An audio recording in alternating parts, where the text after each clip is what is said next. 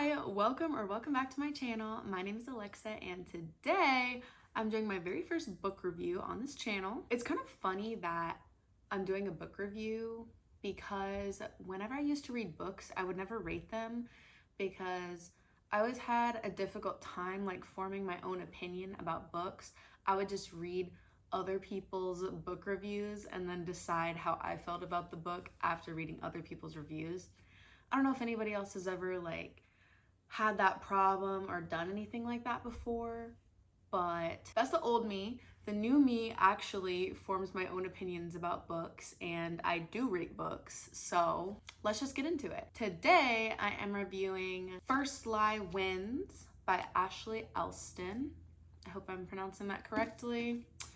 This is the January book club pick for Reese Witherspoon's book club. As you can see, it has the little sticker on here. It's actually not a sticker. You can't even take that off. It's like actually just printed onto the dust jacket. But yeah, this is the January pick for Reese's book club. I have never been one for like celebrity book clubs, but last year I like coincidentally read multiple books from the Reese's book club. I did enjoy a fair amount of them, and so my mom and I always make like New Year's reading goals kind of, or like New Year's reading resolutions, whatever you want to call it. So we decided that this year for 2024 we were going to read all 12 of the Reese's book club book picks. So as soon as the January one dropped, I ordered it, and it honestly took me like a second to get into the mindset to want to start it because it is a thriller. Thrillers are not something that I'm super well versed in, you could say. I've actually only read 2 other thrillers besides this one.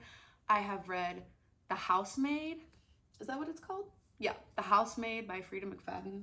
It's right here. And then I have also read The Silent Patient by Alex Michaelides. I'm not sure if I'm pronouncing that correctly, but that one is right here.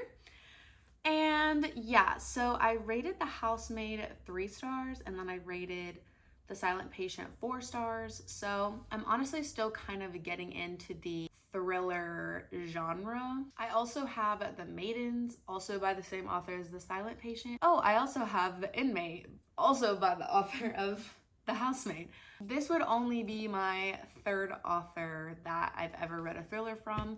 So am I like super qualified / is my opinion valid to rate and review a thriller? Who's to say? But this is my channel, so I'm gonna rate it and review it for you guys because there's honestly not a lot of reviews out there on this book. I guess because it's new, it kind of just came out this month, so that would make sense. What Reese says about this book is, this fast-paced read has everything you could want in a thriller. Secret identities, a mysterious boss, and a cat and mouse game that kept me guessing the whole way through. Anyways, this author, Ashley Elston, I believe she has like somewhere between 5 to 10 other books, none of which I've ever seen or heard of, so that's interesting. And also another thing about the books that are in Reese's book club is that a lot of them get made into like TV adaptations or movie adaptations, things like that. So I believe this is getting made into, I'm not sure if it's a TV show or a movie, but this is going on Hulu, which is kind of funny because the color green is like the same color as the Hulu green, but I don't know if that's coincidental or purposeful, but anyway. Yeah, this is coming to Hulu in some way, shape, or form. I don't know when, but I don't know. It could be interesting to, I mean, I definitely want to watch it since I already read this book. It could be interesting to see it made into a TV adaptation. I'm not sure if I would like it better or worse. Who knows? Let's just get into the actual book review. This book has a 4.29 rating on Goodreads, and that is out of 29,000 reviews. And it also has a 4.5 out of over 5,000 reviews on Amazon. So this book is pretty highly rated. I mean, it is only in its first month of having been released, so there's that. But even that being said, like, those are still like really good stats. So the summary from the book, I'm gonna read it. At the very top in large text, it says, Evie Porter has everything a nice Southern girl could want. A doting boyfriend, a house with a white picket fence, a tight group of friends. The only catch, Evie Porter doesn't exist. And then in smaller text below, it says, the identity comes first, Evie Porter. Once she's given a name and a location by her mysterious boss, Mr. Smith, she learns everything there is to know about the town and the people in it. Then the mark, Ryan Sumner. The last piece of the puzzle is the job. Evie isn't privy to Mr. Smith's real identity, but she knows this job isn't like the others. Ryan has gotten under her skin and she's starting to envision a different sort of life for herself. But Evie can't make any mistakes, especially after what happened last time. Evie Porter must stay one step ahead of her past while making sure there is still a future in front of her. The stakes couldn't be higher, but then Evie has always liked a challenge. So that's the summary that's like inside the book. But my summary of the book is, like I read, we have our main character, Evie Porter, and she is kind of just this like unlikable, kind of like con artist type of character. And she basically works for this like big boss, Mr. Smith, who is also like some type of con artist. And she goes on these jobs, she's given like files where it's like, oh, you're gonna be this person, you're gonna go to this town, and you're gonna do this task. She just like does these different jobs, and like the reason she does it is because, like, this isn't a spoiler, like you learn very early on in the book that her family has like passed away, slash like she has no friends, no family, like anybody, and she needs money. So obviously like working for this con artist is a quick, easy way for her to get money. She does all these jobs, and basically it kind of jumps from like a present timeline of like the job that she's on that I just described, like with Ryan. And then it also jumps to like previous identities that she has worked as, and eventually they all kind of become interconnected. I think as far as like the writing style and the pacing of this book, I did like it a lot. All of the chapters are very similarly sized. I think each chapter is kind of just like 5 to 15 pages. They're like decently short chapters. Let me see how many there are. Okay, there's 26 chapters, but there's also like sections that look like chapters that don't have like a chapter number, if that makes any sense. There are kind of more chapters than 26, but officially there's 26 chapters in this book. It's 338 pages, at least my hardcover copy is. And yeah, I think the pacing is not too bad. I mean, it did kind of start to drag, in my opinion, towards like the middle of the book. And then like basically from like the around somewhere around like 200 pages to like 300 pages, I was kind of like,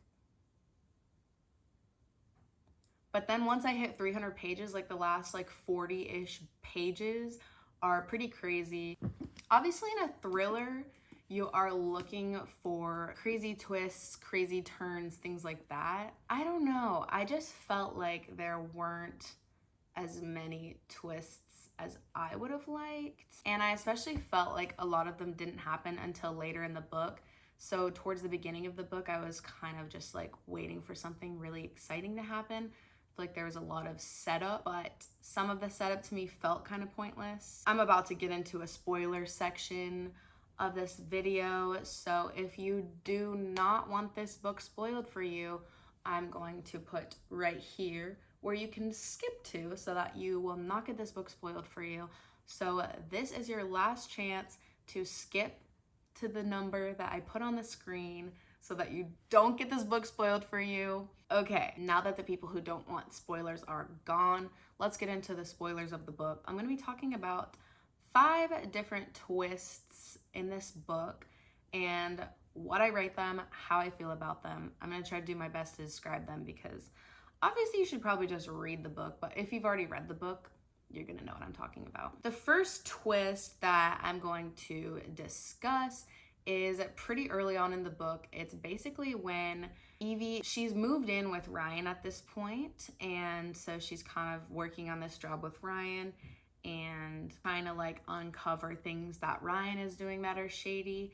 And she meets up with one of Ryan's friends, James, and he randomly comes back into town. He's kind of a drunk, like a deadbeat, a nobody, and for whatever reason he has this girlfriend. So Ryan and Evie have James and the girlfriend over for dinner, and it turns out that the girlfriend is living and working under Evie's like original name, which is Luca, I think Marino. We'll just say Luca M. So that's the first twist, is that the big boss, Mr. Smith, sends somebody into Evie's life that is working and living under her original name. So it's kind of supposed to be like this scary threat of sorts. And like Evie is super freaked out about it. She's like, who is this woman? Like, does she work for the same person as me?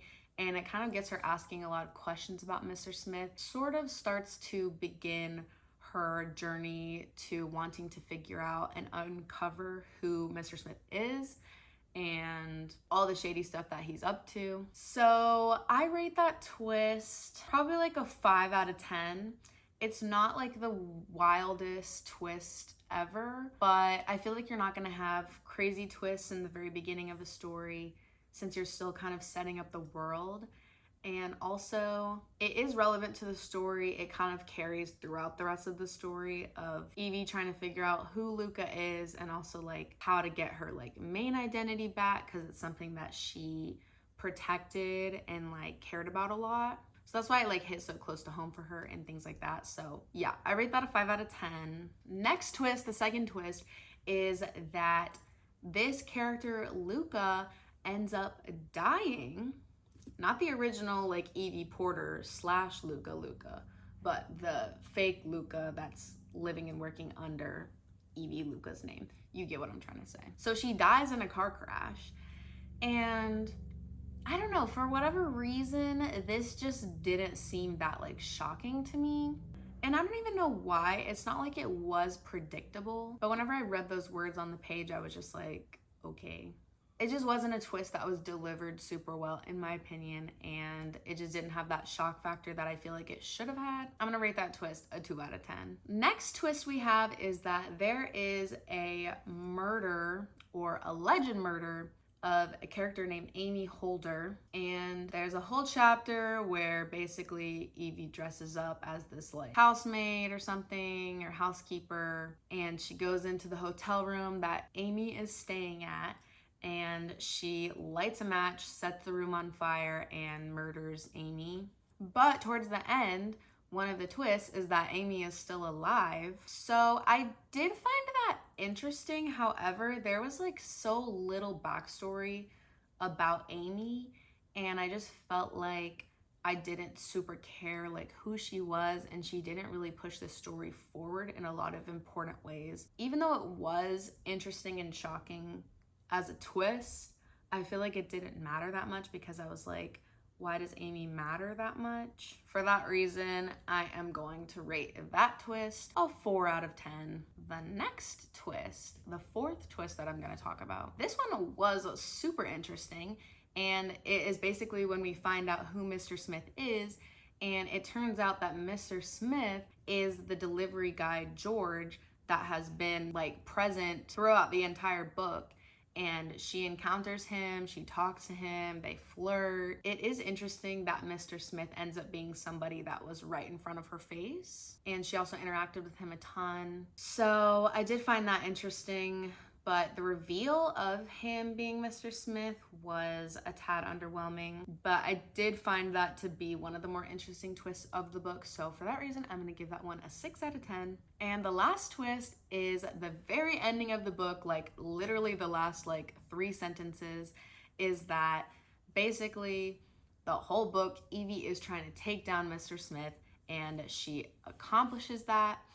And she also kind of ends up getting the life that she wanted and being able to like live with Ryan, and they're both these like morally gray characters who kind of like deserve each other. And basically at the very end of the book, it is revealed that Evie turns herself into Mr. Smith because she's now Miss Smith. So I did find that part of the book super interesting. I loved that twist. I loved that ending so much. It honestly like revived the book for me. Like it made me feel like everything that I read was worth something. So yeah, I really did love the ending of this book. I'm gonna give that twist a 9 out of 10. I loved that twist. Definitely the best twist of the book. It is just unfortunate that I literally had to wait until the last page to get that. But it's fine. I still enjoyed the book. So overall, I just want to quickly add a little disclaimer and say I never want to be a hater. I think that it is really difficult to write a book. I've never done it myself, and so I don't want to be a hater to anybody that's written a book, because I know that people put their heart and soul into this, and like I just never want to like be rude and like bash anybody for their work of art. So I'm just gonna say that this is just my opinion. So with that being said, I ended up rating this book a 3 out of 5 stars, and I'm honestly really excited to see Reese's book club pick for February. I'm kind of hoping that it's a romance because like February, Valentine's Day, pink. So those are my final thoughts on First Lie Wins by Ashley Elston. If you guys read this book, I would love to hear your thoughts. Also, feel free to join in on Reese's book club with me, my mom, and probably like millions of other people. I just quickly want to say thank you so much for watching. Leave a comment down below letting me know anything you want to let me know, and make sure that you like this video, follow me on Instagram, and make sure that you are subscribed so that you can see more videos from me in the future. And I'll see you guys in my next video. Bye!